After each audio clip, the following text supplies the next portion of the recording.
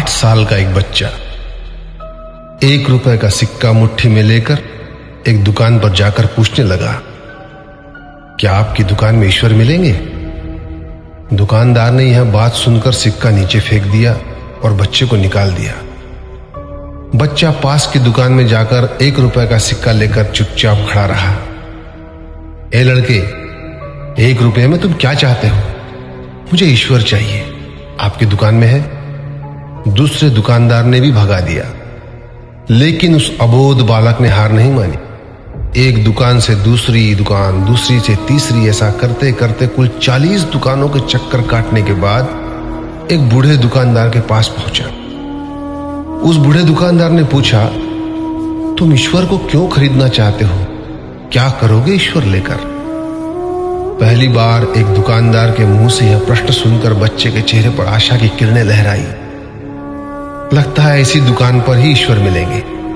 बच्चे ने बड़े उत्साह से उत्तर दिया, इस दुनिया में मां के अलावा मेरा और कोई नहीं है। मेरी मां दिन भर काम करके मेरे लिए खाना लाती है।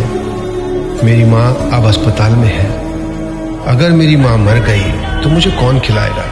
डॉक्टर ने कहा है कि अब सिर्फ ईश्वर ही तुम्हारी मां को बचा सकते हैं। क्या आपकी दुकान में ईश्वर मिलेंगे? हाँ मिलेंगे। कितने पैसे हैं तुम्हारे पास? सिर्फ 1 रुपया। कोई दिक्कत नहीं है, 1 रुपए में ही ईश्वर मिल सकते हैं।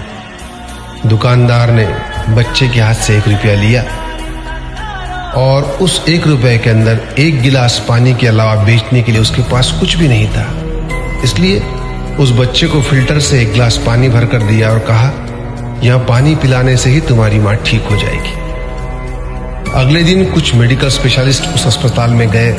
बच्चे की मां का ऑपरेशन हुआ और बहुत जल्दी ही वह स्वस्थ हो गई। डिस्चार्ज के कागज पर अस्पताल का बिल देखकर उस महिला के होश उड़ गए। डॉक्टर ने उन्हें आश्वासन देकर कहा, टेंशन की कोई बात नहीं है।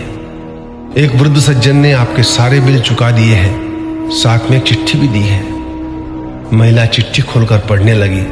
उसमें लिखा था, मुझे धन्यवाद देने की कोई आवश्यकता नहीं है। आपको तो स्वयं ईश्वर ने ही बचाया है। मैं तो सिर्फ एक जरिया हूं। यदि आप धन्यवाद देना ही चाहती है तो अपने अबोध बच्चे को दीजिए, जो सिर्फ 1 रुपए लेकर नासमझो की तरह ईश्वर को ढूंढने निकल पड़ा। उसके मन में यह दृढ़ विश्वास था कि एकमात्र ईश्वर ही आपको बचा सकते हैं। विश्वास इसी को कहते हैं। ईश्वर को ढूंढने के लिए करोड़ों रुपए दान करने की जरूरत नहीं होती। यदि मन में अटूट विश्वास हो तो वे 1 रुपए में भी मिल सकते हैं। आइए इस महामारी से बचने के लिए हम सभी मन से ईश्वर को ढूंढें, उनसे प्रार्थना करें। आपका दिन शुभ हो।